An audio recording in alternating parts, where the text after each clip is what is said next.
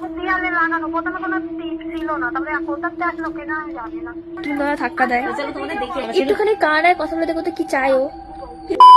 Guys, আমরা তো তোমার কোনো ক্ষতি করিনি। আমাদের উপরের রুমে ভূত ঢুকেছে। কিচ্ছু আমার কোনো আওয়াজ না, নাড়াচাড়া করিনি, ফ্রিজের পরের দিয়ে পুরো আসে আমার গার পরে পড়েছে। অঙ্ক মঙ্ক শুদ্ধ সব। আমি সাথীটা বলছি তুই না দিছিস, সাথী তো রয়েছে এই ইঁদুর কথা। ইঁদুর ঢুকেনি? ইঁদুর ইঁদুর না, কোনো ইঁদুর নেই আমার ঘরে, দেখবি এসে। সিরিয়াস? তাও হাসি পাচ্ছে কেন? তার মানে কথা বলছিলে তার দরজা ধাক্কা কি আর কিছু করতে পারে? তুমি তুমি যখন কথা বলছিলে তখন দোয়া ধাক্কা দিচ্ছিল?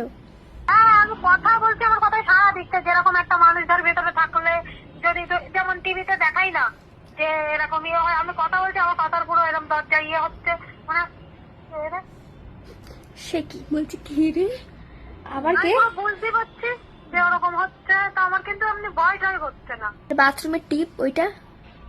টিপগুলো সব দেয়ালে লাগানো, প্রথমে কোনো টিপ ছিল না, তারপরে কোথাতে আসলো কেনা আমি জানি না। এটা কতদিন ধরে দেখছো তুমি?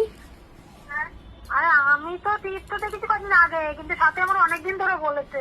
আমি বললাম আরে না, মনের ভুল এই সেই, কিন্তু কালকে ঠিক আমি নিজে চোখে দেখে আমার মনে হলো যে হ্যাঁ সত্যি কিছু মনে হয়েছিল, জানি না কি।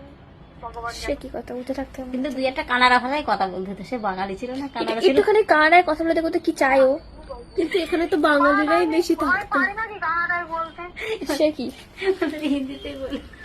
ওর জন্য রনিকে ডাক। সত্যি ভূত ঢুকেছে এখন। সিরিয়াস বিষয়, কিন্তু তাও হাসি পাচ্ছে। খুবই সিরিয়াস বিষয় সত্যি, কিন্তু হাসি পাচ্ছে, কিছু করার নেই। আর তুমি দাদা ধাক্কা দেয়, চলো তোমাদের দেখিয়েছি ঠিক আছে। আর বাথরুমে নাকি টিপ লাগিয়ে রেখে দেয়। কি কাজ? ওদের আজকে বলি আমাদের ওখানে চলে যেতে, আমি তুই আরো শেষ না, কোনোদিন না। ক্ষমা করো আমাকে, আমি আমি ওই ঘরে যাবো না। একটু ভাববার বিষয়। তো গাইজ আমরা এখন যাচ্ছি। এখন সবাই যাবে, কিন্তু আমি যাচ্ছি না।